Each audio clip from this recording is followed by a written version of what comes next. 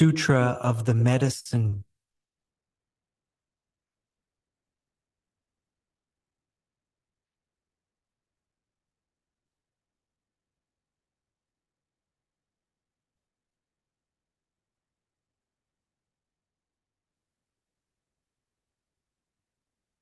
Sutra of the Medicine Buddha, translated from Sanskrit into Chinese by the Tang Dynasty Tripitaka Master Xuanzang, translated into English by Min Tan and P.D. Lee, 2001, edited in blue by Daisy Spirit and Enid Spirit, according to the instructions of the kind mentor Benny Spirit, of Buddha's Practice Incorporated in June 2024. Thus have I heard, once Buddha Sakyamuni, the world-honored one, was traveling throughout the various lands to teach and convert the people.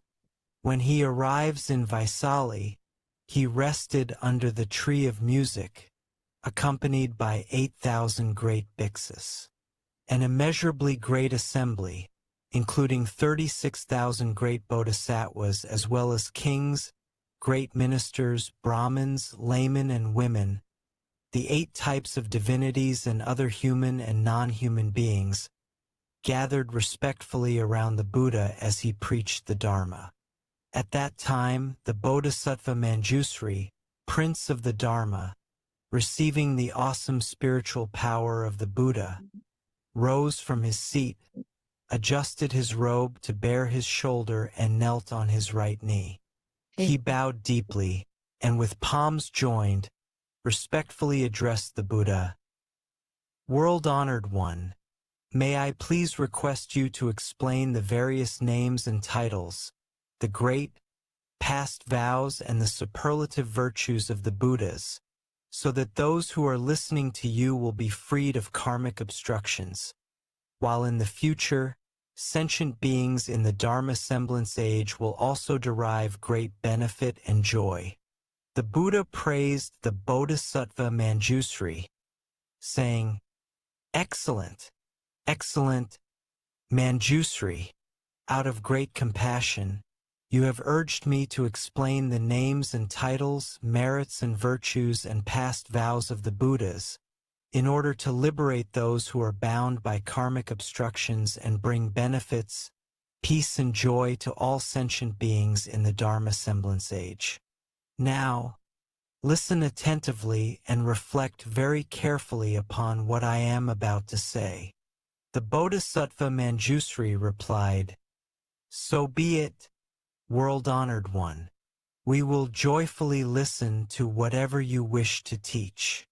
The Buddha then said to the Bodhisattva Manjusri, "East of this world, past countless Buddha lands more numerous than the grains of sand in 10 Ganges rivers, there exists a world called pure lapis lazuli.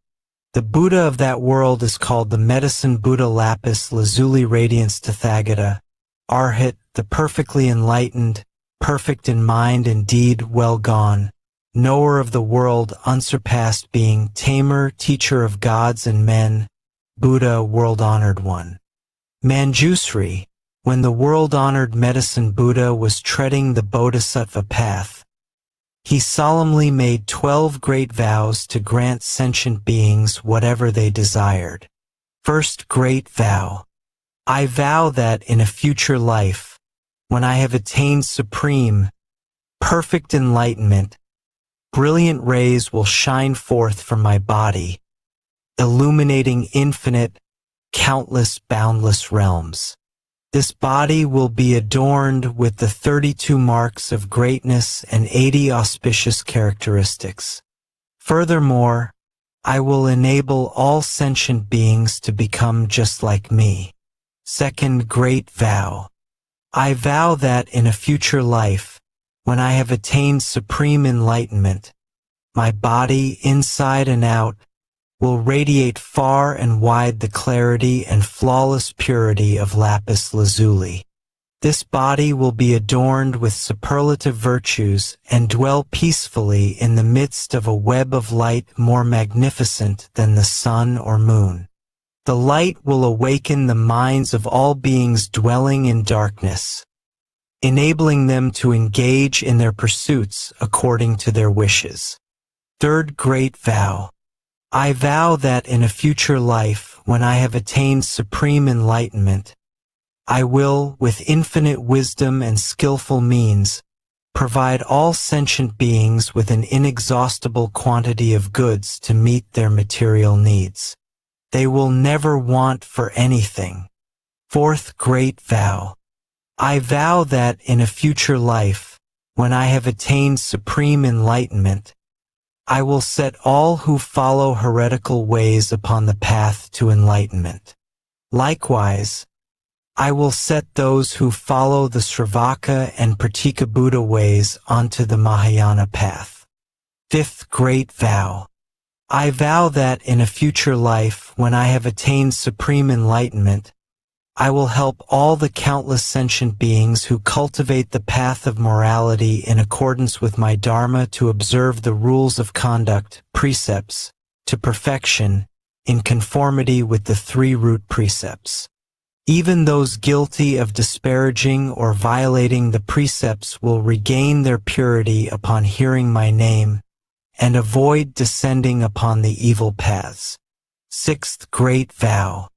I vow that in a future life, when I have attained supreme enlightenment, sentient beings with imperfect bodies, whose senses are deficient, who are ugly, stupid, blind, deaf, mute, crippled, hunchbacked, leprous, insane, or suffering from various other illnesses will, upon hearing my name, acquire well-formed bodies, endowed with intelligence, with all senses intact.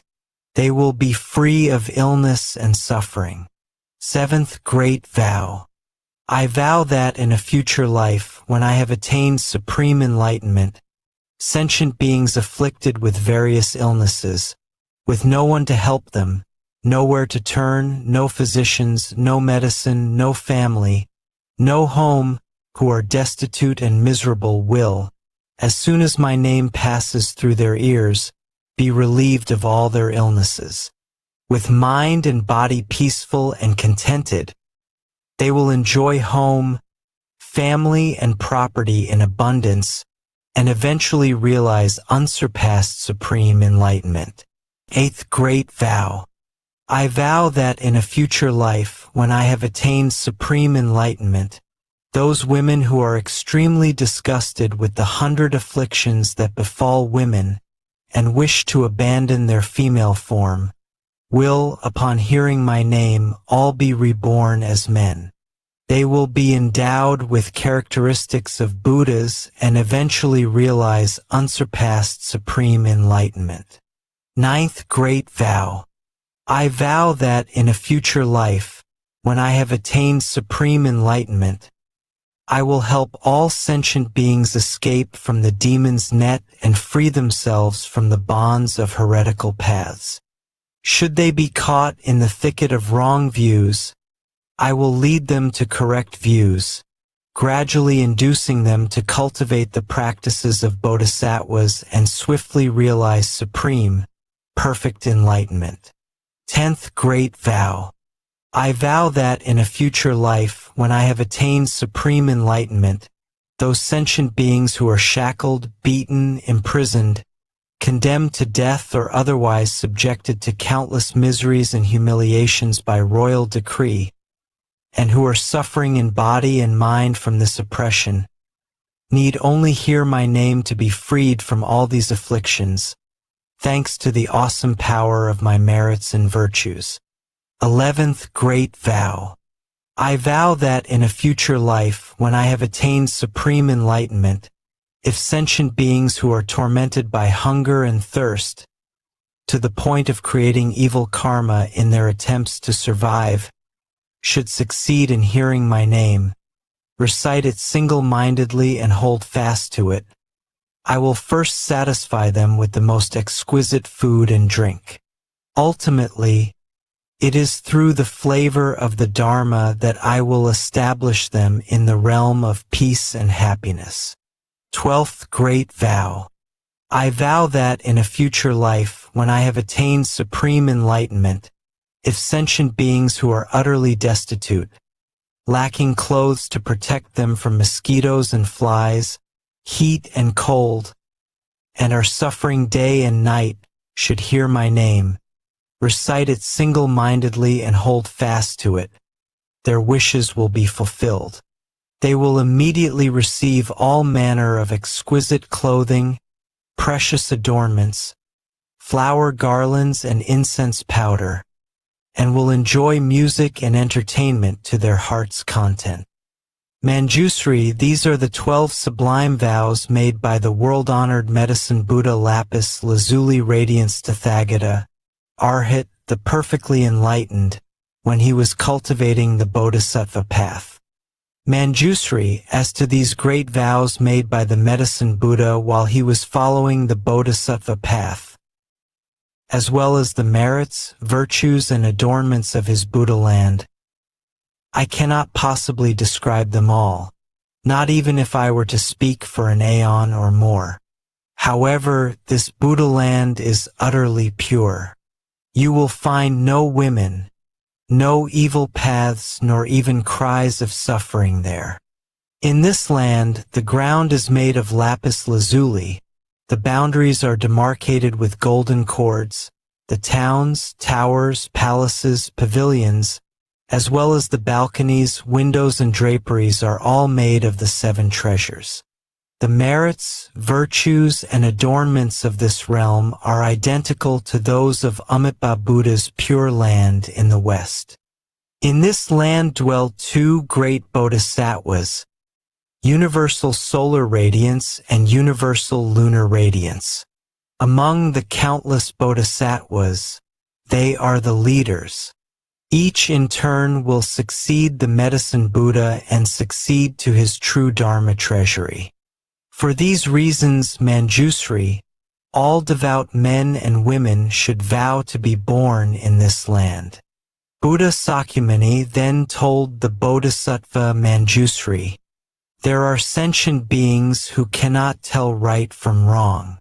They are greedy and mean, do not practice charity, and do not understand the rewards of generosity. They are ignorant and unintelligent. Lacking the foundations of faith, they amass riches which they assiduously hoard. Whenever they come across anyone seeking charity, they become annoyed. If forced to give, they feel as much pain and regret as if they were parting with their own flesh. Moreover, there are also countless sentient beings who are miserly and avaricious. They spend time amassing wealth, while not daring to spend it even on themselves, let alone on parents, spouse, children, servants, or beggars. Upon their death, these stingy persons will descend onto the paths of hungry ghosts or animality. However, even though they may suffer such a fate, if in a previous existence in the human realm they happen to hear the name of the medicine Buddha, and now recall and recite his name even briefly, they will immediately vanish from the evil paths to be born once more among humans. However, they will remember their stay on the evil paths and, dreading their past suffering, will cease to wallow in worldly pleasures. They will gladly practice charity themselves, praise others who do so, and will no longer be stingy. Eventually, they will even be able to donate their head, eyes, limbs, blood, flesh, or other parts of their bodies to those who need them, not to mention mere material possessions.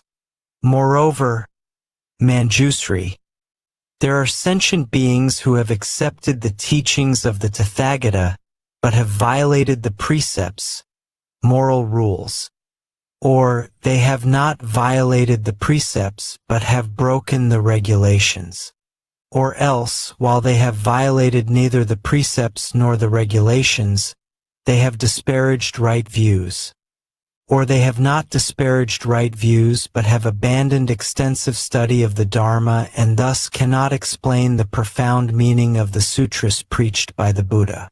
Or else, although they may be learned, they have grown conceited. Because conceit clouds the mind, they believe that they are in the right and others are in the wrong. Therefore, they deprecate the correct Dharma and ally themselves with demons.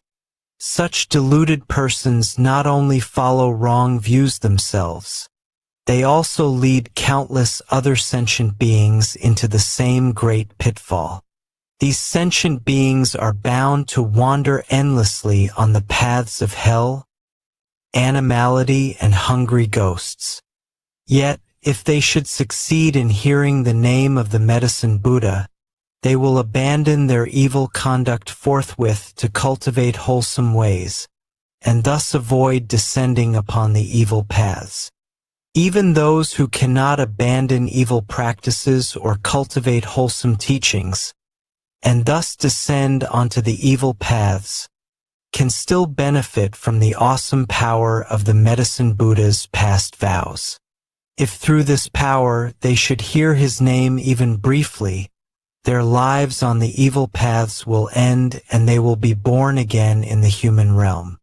They will hold correct views, diligently pursue their practice and tame their minds. They will then be able to abandon the home life to become monks or nuns.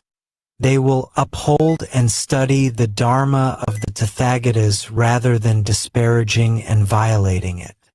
With correct views and extensive study, they will fathom the extremely profound meaning of the teachings, abandon all conceit and cease to disparage the correct Dharma.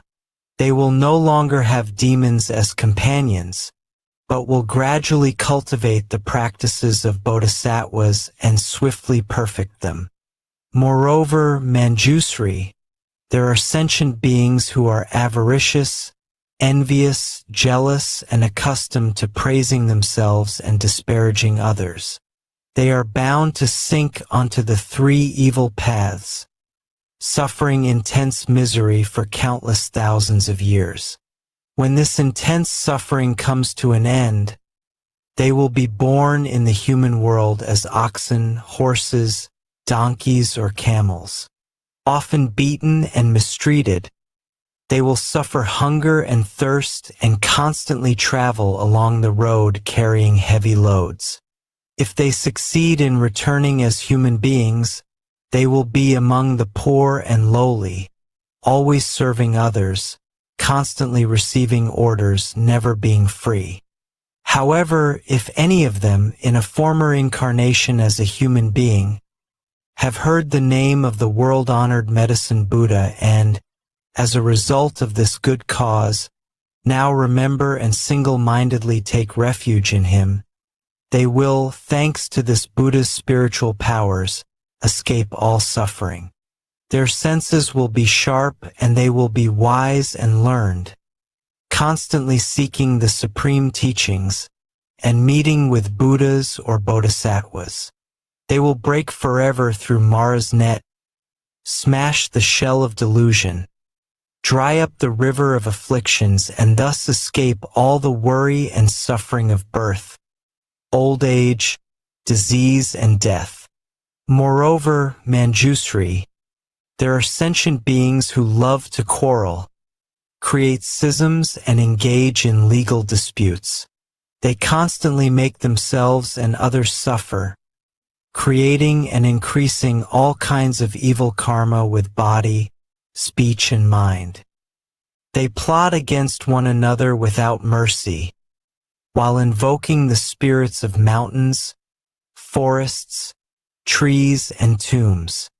They kill sentient beings and use their flesh and blood to propitiate the Yaksa and Rakshasa demons.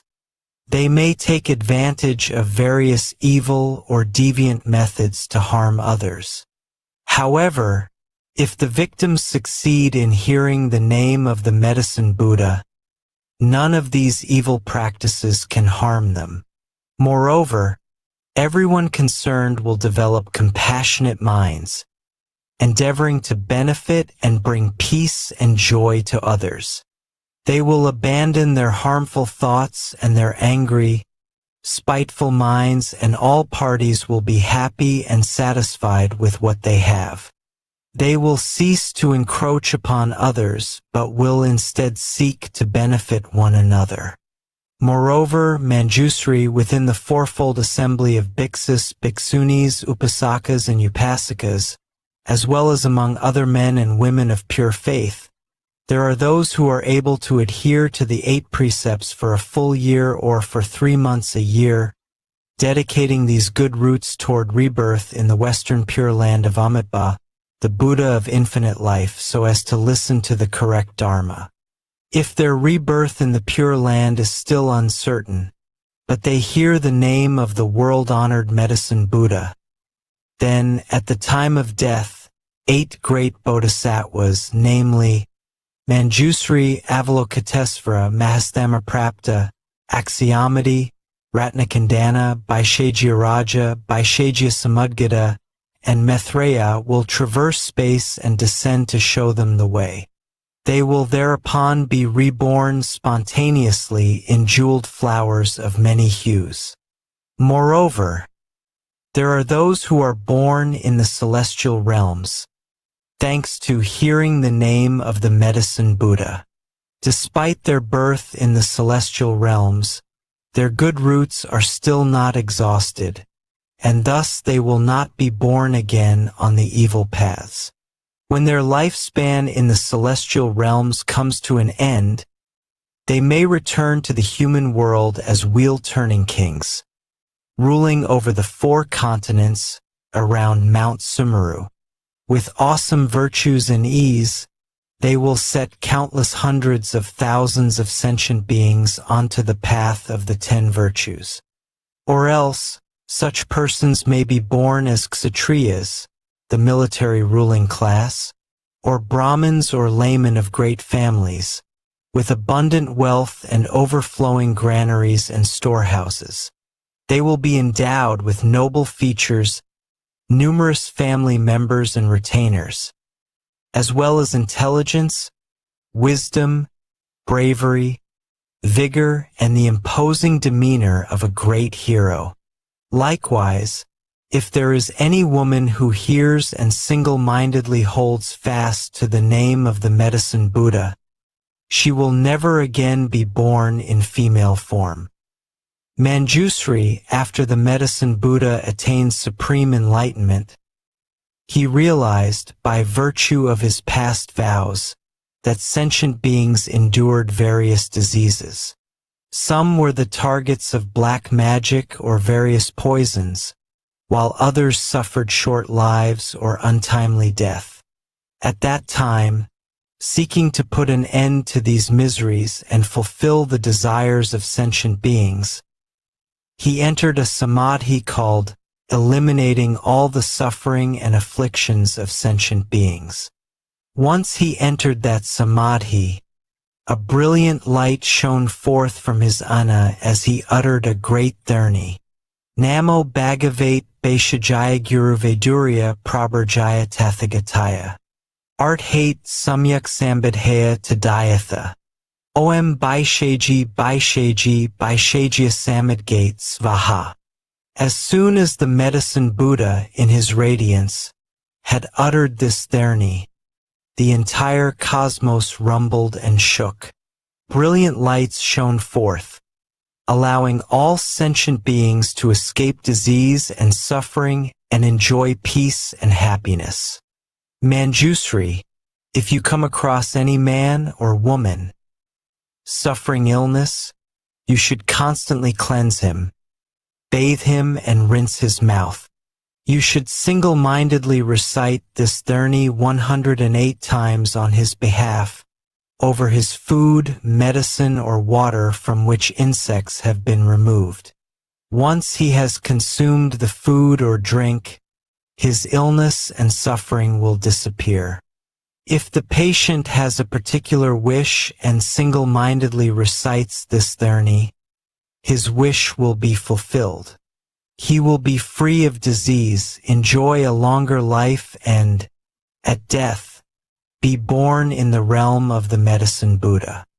He will then be beyond retrogression and eventually realize supreme enlightenment. Therefore, Manjusri, any man or woman who single-mindedly reveres and respectfully makes offerings to the Medicine Buddha should constantly recite this dharni, never letting it out of his mind.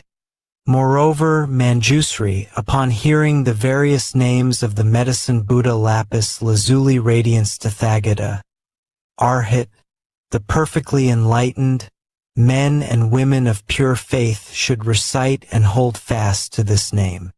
Each morning at dawn, having bathed themselves and cleaned their teeth, they should make offerings of fragrant flowers, incense, perfume, and various kinds of music before an image of this Buddha. Furthermore, they should copy this sutra or have others do so, as well as single-mindedly recite it and listen to explanations of its meaning. They should offer all the necessities of life to the Dharma masters who teach this sutra, making sure they lack nothing. In this way, devout men and women will be under the protection of the Buddhas. All their wishes will be fulfilled and they will eventually realize supreme enlightenment.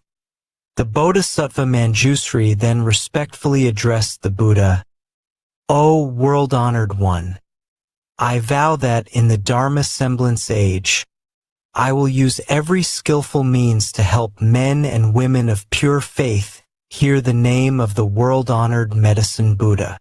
Even in their sleep, I will awaken their consciousness with the name of this Buddha.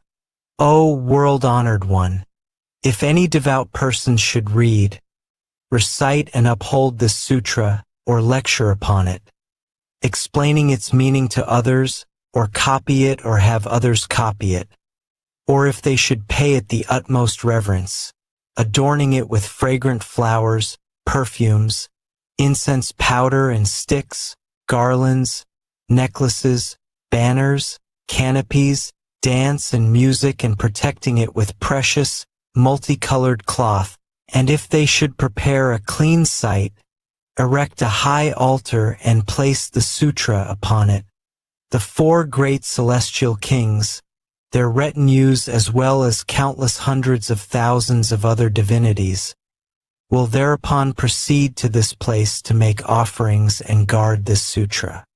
World-honored one, wherever this treasure of a sutra has spread and there are people capable of upholding it, you should know that, thanks to the Medicine Buddha's past vows, his virtues and the power of his name, the place will be free of untimely death. In that place, there will no longer be evil demons or spirits to sap the vital energy of the people.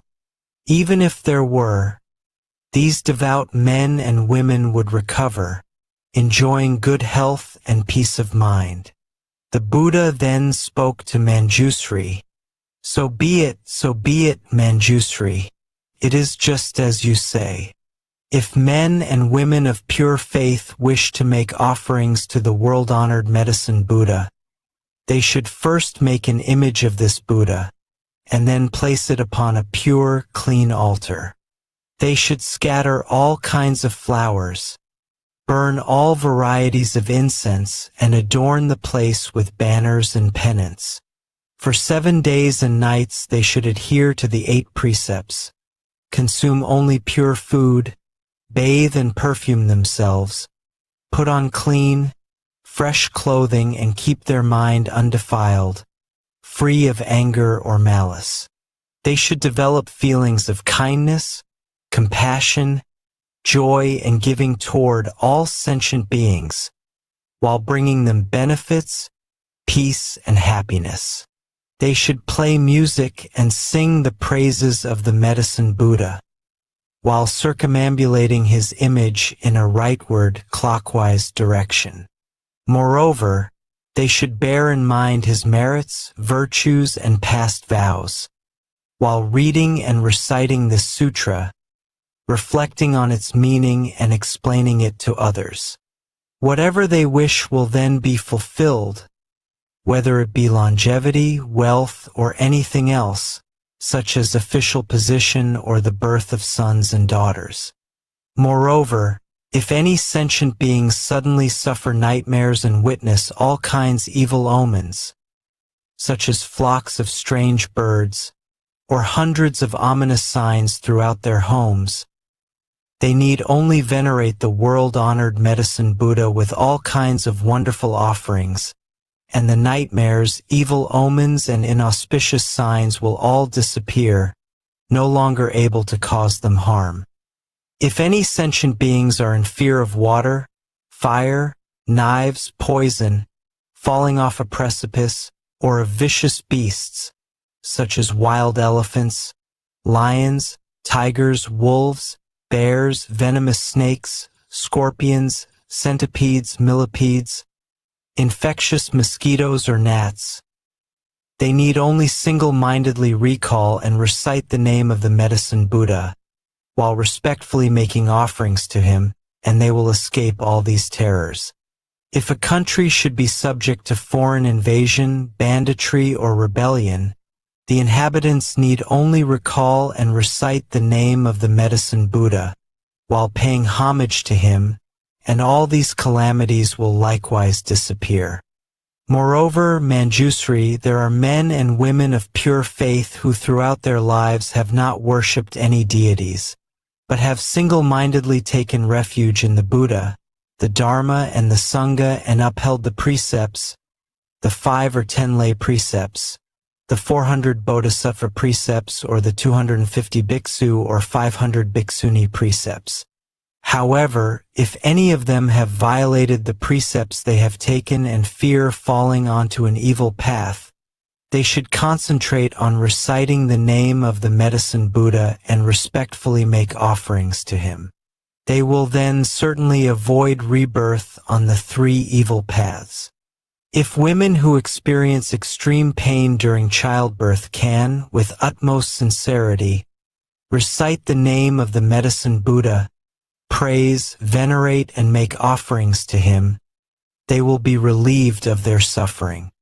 The children born to them will be without defects, attractive in appearance, causing those who see them to rejoice. They will be endowed with keen senses and intelligence, along with a quiet disposition. They will seldom become ill, nor will evil spirits sap their vital energy. The world-honored one then asked Ananda, I have just extolled the merits and virtues of the world-honored Medicine Buddha. These merits and virtues are the extremely profound practices of all Buddhas, but are difficult to explain. Do you have faith in them or not? Ananda respectfully replied, O great virtuous world-honored one, I do not have any doubts about the sutras preached by the Tathagatas. Why? It is because the Tathagatas' karma of body, speech, and mind are all pure. O world-honored one, the sun and the moon may fall, Mount Sumeru, the majestic king of mountains, may tremble, but the words of the Buddhas can never change. O world-honored one, some sentient beings, whose roots of faith are deficient, may hear of the sublime practices of the Buddhas and think, how can we obtain these merits, virtues, and great advantages just by reciting the name of the Medicine Buddha alone? Because of this lack of faith, they even develop disparaging thoughts, thus forfeiting great benefits and remaining in the long, dark night of ignorance. They descend onto the evil paths, revolving along them without end. The Buddha then said to Ananda, if these sentient beings should hear the name of the world-honored Medicine Buddha, single-mindedly recite and hold fast to it without harboring doubts, then it will be impossible for them to sink onto the evil paths. O Ananda, These extremely profound practices of the Buddhas are difficult to believe in, difficult to understand. Yet you are now able to accept them. You should realize that this is all due to the awesome power of the Tathagatas. O Ananda! Even the Sravakas, Prataka Buddhas, and Bodhisattvas who have not reached the 10 grounds, stages, cannot understand and believe in this truth. Only the Bodhisattvas who are one lifetime away from Buddhahood can. O Ananda! A human rebirth is difficult to achieve. However, to believe in, respect, and honor the Triple Jewel is even more difficult. To hear the name of the world-honored Medicine Buddha is more difficult still. O Ananda, the Medicine Buddha has cultivated countless bodhisattva practices, employed countless skillful means, and made countless far-reaching vows. If I were to take an aeon or more to recount them, the aeon would come to an end before I could exhaustively describe all these wonderful practices, vows, and skillful means. At that time, a great bodhisattva in the assembly, named Salvation, arose from his seat, adjusted his robe to bare his right shoulder, knelt on his right knee, bowed, and, with palms joined, respectfully addressed the Buddha. O great virtuous world-honored one! In the Dharma semblance age, there will be sentient beings who suffer numerous calamities, and are always sick and emaciated, unable to eat or drink, their throats dry and lips parched, their eyes seeing darkness everywhere. As the signs of death appear, they are surrounded by parents, family, friends, and the ones who master the wonderful Dharma weeping and lamenting. As such a patient lies in bed, he sees the messengers of Yama arrive to lead his consciousness before this king of justice. Now, all sentient beings have inborn spirits who record everything they do, both their transgressions and their merits. These spirits then present the patient's entire record to King Yama. At that time, the king questions the dying person and tabulates his good and bad karma before deciding upon his fate. If, at that point, the relatives and the ones who are proficient in wonderful dharma of the patient are able to take refuge in the world-honored Medicine Buddha on his behalf, invite monks and nuns to recite this sutra, light 7-tiered lamps, and hang multicolored longevity banners, his consciousness may return then and there, and he will see himself clearly as though in a dream. Or else, after 7, 21, 35, or 49 days, when his consciousness returns, as if awakening from a dream, he will recall his good and bad karma and the consequences thereof.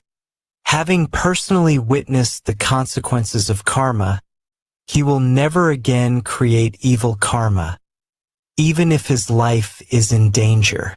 Therefore, men and women of pure faith should uphold the name of the Medicine Buddha, venerate and make offerings to him according to their means. Ananda then asked the Bodhisattva Salvation, "Good man, how should we venerate and make offerings to the world-honored Medicine Buddha, and how should we make the longevity penance and lamps?" The Bodhisattva Salvation replied, "Virtuous one, in order to help the patient recover, you should adhere to the 8 precepts for 7 days and 7 nights, make offerings of food, drink, and other necessities to a group of monks and nuns in accordance with your means, pay homage and respectfully make offerings to the world-honored Medicine Buddha 6 times a day and recite this sutra 49 times. You should light 49 lamps, make 7 images of the Medicine Buddha and place 7 lamps, each as large as a cartwheel, before each image, letting them burn continuously for 49 days and nights. You should also make multicolored banners, 49 hand lengths long. Furthermore, you should release 49 species of animals, thus sparing their lives. The patient may then escape danger and will not be under the sway of evil demons, nor subject to untimely death. Moreover, Ananda, when the anointed Kshatriya kings find themselves beset by calamities, such as epidemics, foreign invasion, internal insurrection, an adverse alignment of the stars, an eclipse of the sun or the moon, unseasonable storms, or a failure of the monsoons, they should develop compassionate feelings toward all sentient beings. They should also pardon prisoners and make offerings to the world-honored Medicine Buddha in accordance with the rites described earlier. Thanks to these good roots and the power of the Medicine Buddha's past vows, peace and stability will immediately return to the affected countries. The rains and winds will be favorable. Crops will be ripe on time and everyone will be healthy and happy. The country will be free of evil yakshas out to harm the populace. All the evil omens will immediately disappear, and these anointed Kshatriya kings will enjoy greater longevity and vitality, finer appearance as well as greater health and freedom than ever before. O Ananda, the queens, consorts, princesses, royal heirs, great ministers, court ladies, officials or commoners who suffer disease and other misfortunes should also make offerings to the Medicine Buddha. They should make multicolored longevity banners, light lamps, ensuring that they burn continuously, liberate all kinds of animals, scatter flowers of various colors, and burn various kinds of incense renowned for their fragrance. They will then recover from disease and escape misfortune. Ananda then asked the Bodhisattva salvation, "Good man, how can an expiring lifespan be lengthened?" The Bodhisattva salvation replied, "Virtuous one, did you not hear the Tathagata explain the 9 forms of untimely death? I would urge everyone to make longevity banners and lamps and cultivate merits and virtues. Thanks to such cultivation, they will escape suffering and misfortune throughout their lives." Ananda further asked, "What are the 9 forms of untimely death?" The Bodhisattva salvation replied, "Some sentient beings contract a minor illness which goes untreated for lack of a physician or medicine. Or else, even though there is a physician, he prescribes the wrong medicine, causing premature death. Or, the patients, believing the false pronouncements of earthly demons, heretics, or practitioners of black magic, may panic, unable to calm their minds. They may then engage in divination or perform animal sacrifices in order to propitiate the spirits, praying for blessings and longevity, all in vain. Through ignorance, confusion, and reliance on wrong, inverted views, they meet with untimely death and sink into the hells, with no end in sight. This is the first form of untimely death. The second form is execution by royal decree. The third is losing one's vitality to the demons through hunting, gambling, debauchery, drunkenness, or extreme dissipation. The fourth is death by fire. The fifth is death by drowning. The sixth is being devoured by wild animals. The seventh is falling off a mountain or a cliff. The eighth is death by poison, incantations, evil mantras, or demons raised from the dead. The ninth is from hunger or thirst, for lack of food and water. These are the 9 forms of untimely death. mentioned by the Tathagatas. There are also countless other forms which are too numerous to describe. Moreover, Ananda, King Yama is responsible for keeping the karmic register of everyone in the world. If sentient beings have been unfilial, committed the 5 cardinal sins, disparaged the triple jewel, broken the laws of the land, or violated the major precepts, King Yama will mete out punishment according to the infraction. Therefore, I urge sentient beings to light lamps, make banners, liberate animals, and cultivate merits in order to avoid suffering and misfortune. At that time, there were 12 powerful Yaksa generals in the great assembly named Kambira, Vajra, Mahira, Andira, Anila, Sundila, Indra, Padra, Makura, Sindura, Katura, and Vikarala. Each was accompanied by a retinue of 7,000 yaksas. They all raised their voices in unison and said respectfully to the Buddha, "O world-honored one, today, thanks to the Buddha's awesome power, we have succeeded in hearing the name of the Medicine Buddha and no longer fear descending onto the evil paths. Together, with one mind, we take refuge in the Buddha, the Dharma, and the Sangha for the rest of our lives and pledge to support all sentient beings, bringing them genuine benefits and joy. Wherever this sutra circulates or wherever there are sentient beings who hold fast to the name of the Medicine Buddha and respectfully make offerings to him, whether in villages, towns, kingdoms, or in the wilderness, we will all protect them. We will release them from all suffering and calamities and see to it that all their wishes are fulfilled. Sentient beings afflicted by disease or calamity and wishing to escape should also read or recite this sutra. They should knot our names with multicolored strands, untying them when their wishes are fulfilled." Thereupon, Buddha Sakyamuni praised the great Yaksa generals with these words, good indeed, great Yaksa generals.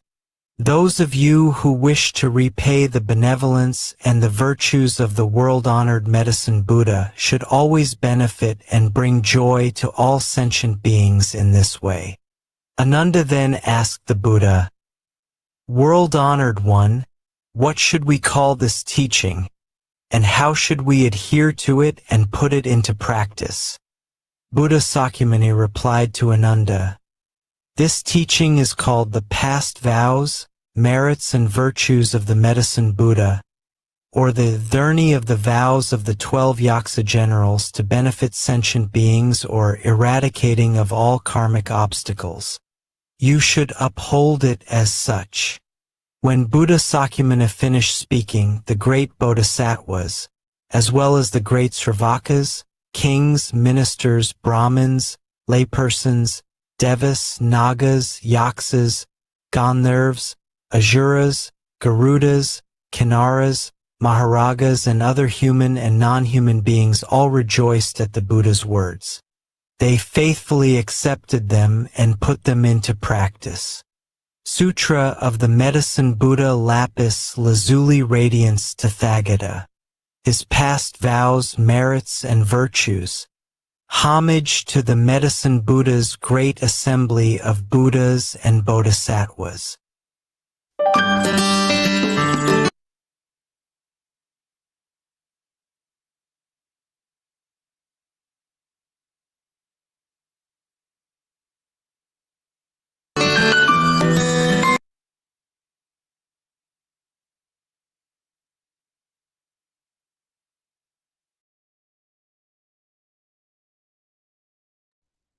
All right, yeah, thank you so much for your time, Daisy and Jean, and homage to the Medicine Buddha's great assembly of Buddhas and Bodhisattvas. Homage to our fundamental teacher, Shakyamuni. Homage to our account mentor, Benny. So thank you again, Daisy. See you tomorrow. Have a beautiful day.